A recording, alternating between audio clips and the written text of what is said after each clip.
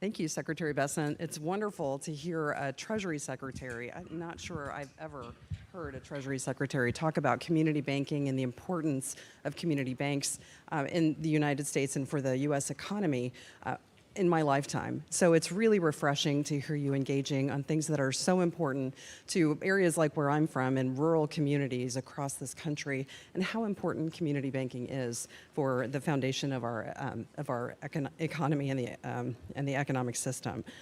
So if you don't mind, we'll start with a question, and thank you for joining me for a fireside chat this morning. But as Treasury Secretary, you oversee U.S. fiscal and macroeconomic policy. So I know every banker in this room is interested to see how you think about how the economy is going to develop over the next 12 to 24 months, and what key risks and opportunities should they be thinking about and looking out for as they're thinking about how to shape their businesses going forward. Well, I come with some good news this morning, and Treasury, because of the Schumer shutdown, will not be able to release the exact numbers, but the CBO jumped the gun a bit, and it was on Bloomberg this morning that the deficit for this fiscal year, ending September 30th, will be slightly lower. When I went to see President Trump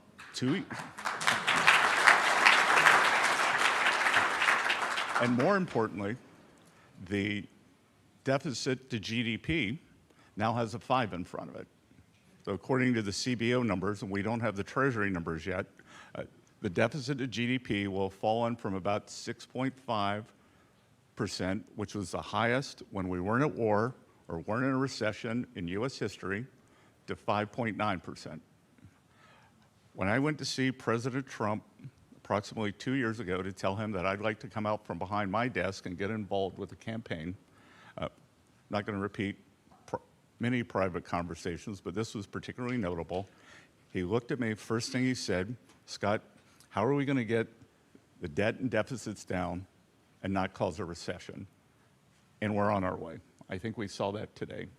So I think the president's economic policy, as many of you would have seen me say before, is a three-legged stool: trade, tax, and deregulation.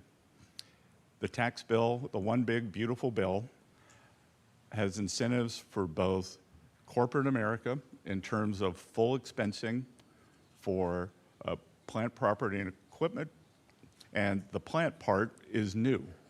In the Tax Cuts and Jobs Act 2017, there was full expensing for equipment, but we have added structures for both industrial structures and, importantly, agricultural structures. So, secondly, on the other side of the ledger, it also includes the president's tax policies or campaign promises for working Americans: no tax on tips, no tax on overtime, low tax on Social Security, and interest deductibility if you buy an American car. I think one of the things that we are seeing now, most taxpayers have not changed their withholding stance to reflect this. So we expect to see substantial tax refunds beginning of next year, which I think will accrue to lower-end consumers for the bottom 50% who need the relief. And concurrently, they will change their withholding schedule, so their real take-home pay will be higher next year. On the trade deals, I think one of the underreported aspects of the trade deals is not only are we taking in substantial tariff revenue, for our American exporters, we have brought down non-tariff trade barriers and brought down tariffs across the board. So with many of the deals that we have gone from high tariff levels, and I tell you, like, for instance, Indonesia was very good about bringing down their tariff levels, but when they showed you the list of 9,000 tariffs that they had, you couldn't believe it. So, and like President Trump said, I don't blame the Indonesians for doing it. You blame the folks who were sitting at the Resolute desk for letting it happen. So on trade, we're landing the trade deals. That will increase certainty. And then finally, on deregulation, we talked a lot about financial deregulation, but we're also talking about energy and industrial deregulation. We're trying to make it easy to build things here again in America, whether it's permitting for factories, for pipelines, for the electric grid. So I think I'm very optimistic that 2026 could be a very good year across the corporate and the consumer economy. Well, thank you for that. You've been very busy since you got started earlier this year. So thank you for sharing that. And I think that's a very optimistic view about how the economy will be evolving, I think, in the relatively near future. Thinking about that, community banks are critical in providing local and regional credit throughout their communities, through small towns, through rural areas, and in underserved markets especially. So you talked a little bit about what some of the initiatives are that Treasury's been working on with the prudential regulators. Are there other areas that you'd like to focus on or to share with us today that might be helpful for bankers to know? Well, as you said earlier, I may be one of the few, if not the only Treasury Secretary who's given this much emphasis to community banks, probably the only Treasury Secretary since the 17 or 1800s who listened, well, there wouldn't have been farm radio, but is also a farmer. So I remember listening to farm radio right after the Silicon Valley debacle, or the three-bank debacle, and they were talking about the risks to community banks that were happening, that could be happening here. And I was just struck by what the presenter was saying. He said, the big banks, they're going to come in, they're going to buy up our banks. They don't play Little League Baseball with your son. They don't play softball with your daughter. They don't go to your place of worship. They don't know you from the Rotary Club. What are we going to do? And so we are committed, as I said. I'd like to see us getting back to de novo banks. Again, it's a sign that when you see creation of something, it's a sign that the ecosystem's healthy. So we want to get back to de novo. We want to get back to leveling the playing field. I think these transaction accounts are very important. We try at Treasury, we try to meet with dozens of community banks, whether it's one-on-one or in groups every month. And one of the main asks that we got was increasing the non-interest-bearing transaction account. So we've been working very closely with Senator Tim Scott on that. And I think we haven't landed the exact amount yet, but I think that legislation is going to move through. Well, it's wonderful to hear some progress in some of these areas that have been a topic of conversation for a number of years. So thank you for your support in working towards some solutions in that regard. Later today, we're going to have a panel of community bankers to talk about capital and liquidity regulations. So I wondered if you might be willing to share your views and thoughts about how we could appropriately calibrate those capital and liquidity levels, especially for community banks, but maybe more broadly across the banking system to be more effective for economic growth and how to support the economy going forward.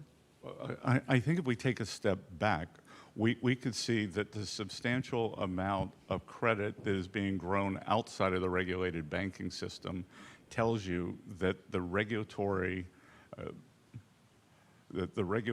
framework that was developed post-Dodd-Frank is too tight, and that there is this substantial arbitrage to be done, whether it's vis-a-vis big banks, whether it's small banks. Why do we have private credit that is bundling loans and then receiving lines of credit from banks? Let's get back to the primary lending function. Let's make capital more risk-based. Let's understand that there's a lot of work to do in terms of bringing this back down to common sense levels. In terms of knowing your client, in terms of releasing what I would say is this regulatory straitjacket. And famous last words, I think private credit is a dynamic new aspect that increases the depth and breadth of the U.S. financial system, but it can't be to the detriment of the regulated system, because my real worry with private credit is everyone in this room, all the bankers, and look, you know, I met a lot of banks who've been going since the 1800s. And if you've been going since the 1800s, you know a lot about risk management. You know how capital works. You know how your clients are. My worry with private credit is it could be very pro-cyclical, that without stable deposits, in terms of if there were a downturn, the way Treasury, Federal Reserve would work together would be with window guidance, would be with regulatory lessening the regulatory parameters, and to restart the economy in a counter-cyclical basis. So we also want to look at that. And again, too, a lot of the things we want to do, we want to make it easier to operate. We had a small community bank from South Carolina a couple of weeks ago in one of our panels. I think it was 185 million of assets, 17 employees. I think 5 were for compliance. So, and no one is more focused right now on financial crimes. Our FinCEN department is 24/7 in terms of what we are trying to work on, but we're also trying to add a common sense layer. Can we do geographic targeting? If we see that a huge amount of the narco finance is along the border, should we lower SARs there and raise them everywhere else to avoid all this regulatory expense? Well, I think that's a very important topic for many community bankers as they think about some of the regulatory burden and requirements that they're not sure what happens to once they send it forward. One thing I want to just pull a thread on is you mentioned the importance of ensuring that we have the ability as regulators and bankers are not disincentivized from participating in different types of activities. One thing I would point to, and I have many times over the years, is to talk about how important it is that we're pulling some of these activities back into the regulated financial system, especially real estate lending and mortgage servicing and things of that nature. So I know many of these bankers in the room are hopeful that we'll be able to think about that differently. So when you discuss the regulatory perimeter, I think that's a very positive path for discussion, and we'll look forward to engaging on that. And look, I mean, no one knows when you talk about real estate, no one knows the real estate landscape like local bankers. Absolutely. Maybe there's some banks around the Ozarks who like lending down in Florida, but I hope they're successful. But I will tell you that community banks. I'm sure all of you read all the news reports. Oh, community banks hold all the small community banks. It's going to be a debacle. They hold all these CRE loans. And for 15 or 20 years, initial 15 or 20 years of my career, I was a banks and insurance analyst. So I know how banks work. I may seem exciting, but I used to read state insurance call reports. Those are fascinating. Gripping is the only word. But I can tell you that to the extent I was successful was being fact-based and not narrative-based. And as we dug down on what was supposed to be a CRE wipeout for community banks, it turned out that they really weren't CRE loans, that they were business loans. And we just went out and talked to small and community bankers. They were business loans where the business person put up their building as collateral. So you didn't have a loan on a part of a strip mall. You didn't have a loan on a pod. It was an accounting firm that was financed. You had a loan to an accounting firm. You had a loan to a law firm. You had a loan to a medical practice. So, and only community banks know that. Well, it's refreshing, again, to hear the Treasury Secretary talk about community banking in a way that helps us recognize that you do have a background in it and that you're serious about the words that you're saying in support of community banking. So thank you for your commitment to that and for sharing that with everyone here today. One thing everybody's a little bit concerned about going forward is the shift in the technological landscape. And banks for a long time have been innovating. It's been a hallmark of the community banking framework and their survival since the 1800s, which I have to say thank you for mentioning banks that were founded in 1800s, because my family's bank was chartered in 1882. So that's a little peace of mind here that you think that they understand their risks. So I'll have to share that with my cousin. But on innovation, banks have been partnering with fintechs for a number of years now, and we continue to add more and more requirements about third-party risk management, and oftentimes they don't make sense, or they conflict with each other, or they contradict what the requirements are. As we're thinking about how the landscape with technology, with AI, with stablecoins and other types of new business services and activities are being brought forward through the sponsorship of legislation and new regulatory frameworks for stablecoins and things like that. Today we have the Robinhood CEO and also the Paxos CEO to share their views on how community banks can engage or think about how that will look going forward. But how do you see the role of technology evolving in the banking sector, and what policy levers do you think that we could use to help ensure that community banks can compete effectively in the new technology environment? I think it was very important. If I look, one of the biggest regulatory changes from the Biden administration to the Trump administration, and there have been a lot of them, is our emphasis on AI and digital assets. AI in the Biden administration was governed by diffusion. They were going to treat it somewhat like the nuclear program, keep it in a box. They were going to hand it to Google, Microsoft, Meta, and that was life. On the other side, digital assets had a near extinction event with Wells notices going out to many companies, banks prohibited from opening accounts.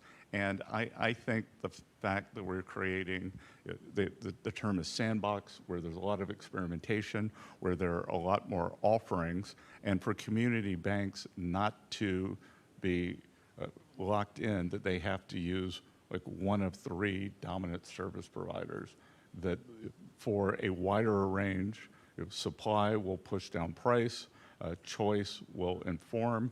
Community bankers are, and the owners, whether they're family-owned banks, whether the shareholders are usually in the vicinity, and I think that they will be laser focused on the new technologies. And just like with the credit card companies, I think that new payment rails will exist, and I think we have to make sure that it's open for everybody.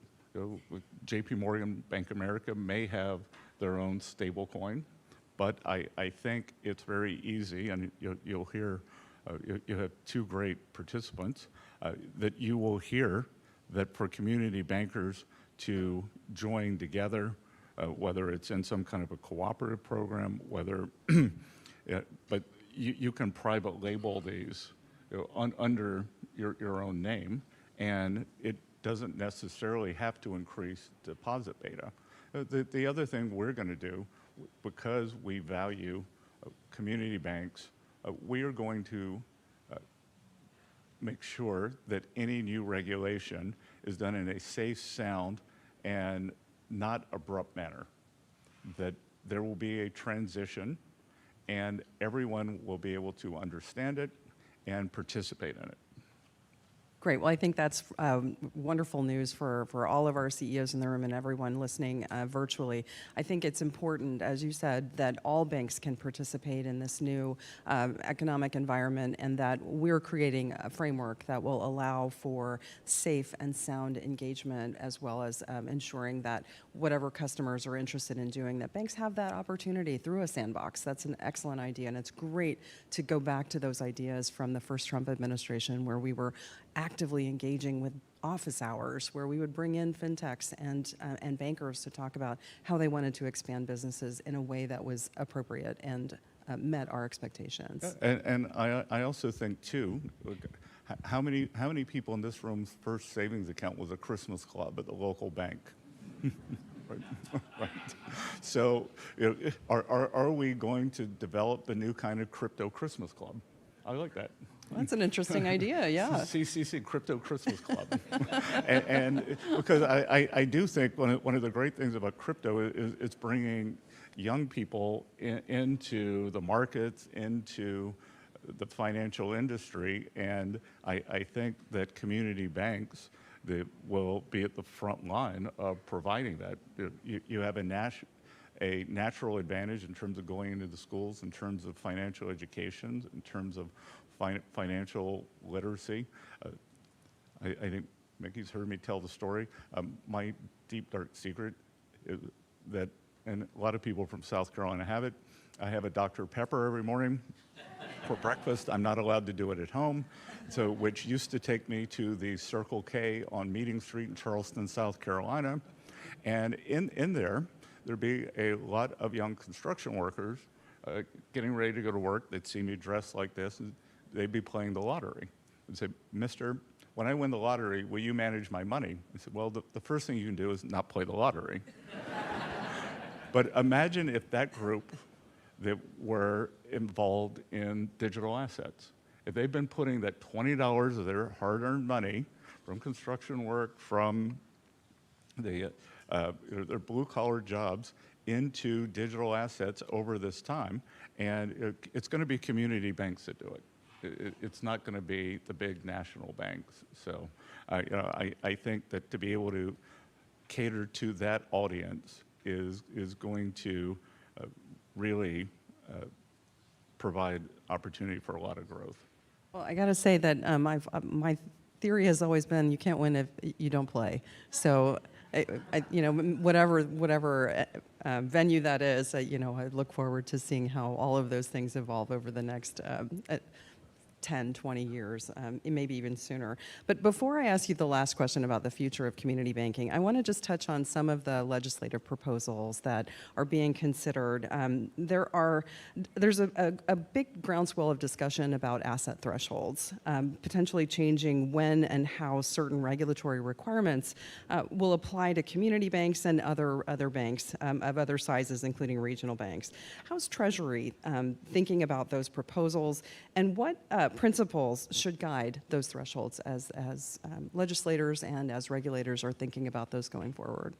Well, I think we should think about it in two ways. One, we always think about it inflation adjustments, whether it's for Social Security, sometimes for capital gains. So there's probably a big catch-up to do in terms of asset thresholds. Just the economy's grown, the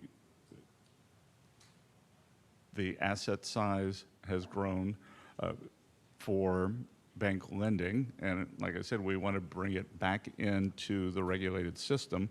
So I think that it will be natural to raise many of these thresholds. But then I think you also have to look at what's your book of business, that how risky, in terms of how have you grown your balance sheet. Does it look like something like Silicon Valley Bank, that with a lot of deposit beta?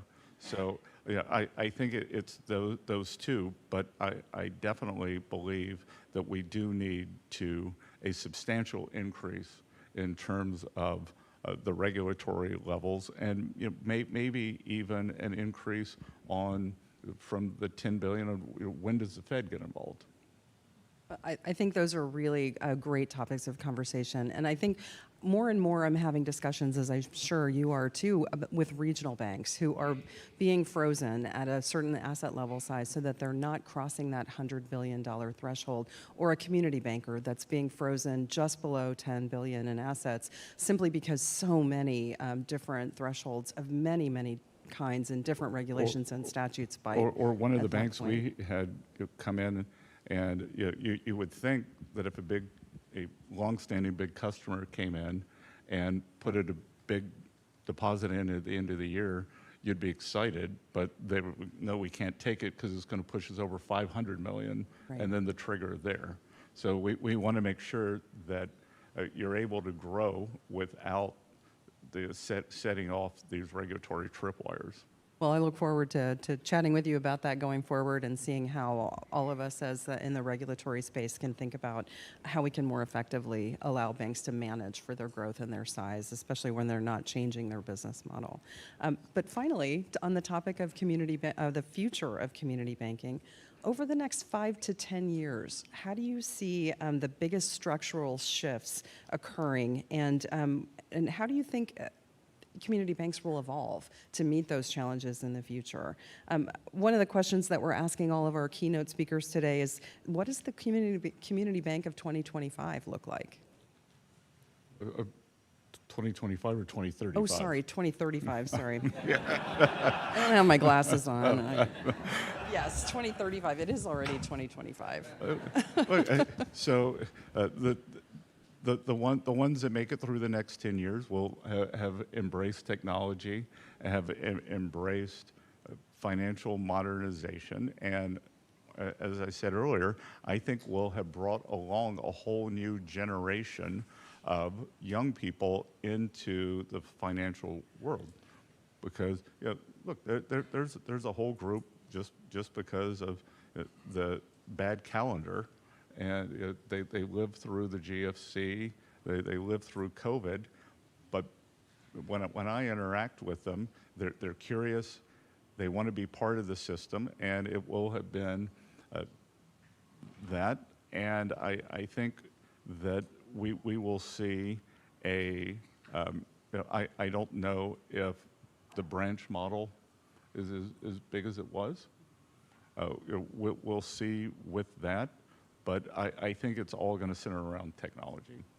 And so that's the importance of low-cost technological alternatives for the next 10 years. Not just for 2025. Not just for 2025. Yeah, I think one of the wonderful experiences that we've seen over the past throughout COVID and the Paycheck Protection Program was that we have an amazing industry of community banks that are willing to bend over backwards to ensure that they can support their communities. And I look forward to seeing, hopefully we won't have another experience like COVID where we're asking banks to be, the sole provider of fiscal support or loans for their small businesses to keep their economies running and people employed.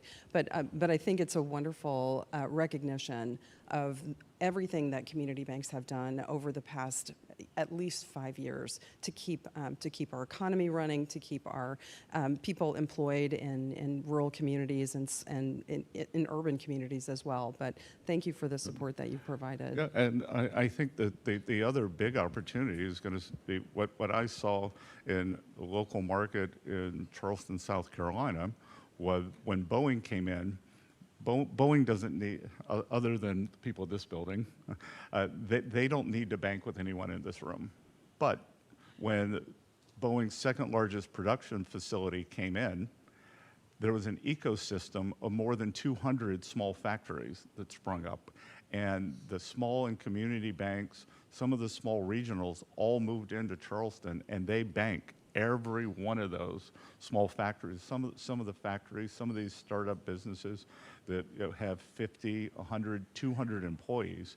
So with this administration's effort to bring manufacturing back to the U.S., I would say when we see, we're talking about bringing back the semiconductor industry, they need 500 companies around them to do that. When when we see this precision manufacturing, when you see a multinational company set up, they are going to need a big ecosystem. And the ecosystem, JP Morgan's not interested in the ecosystem, and I think everybody in this room should be.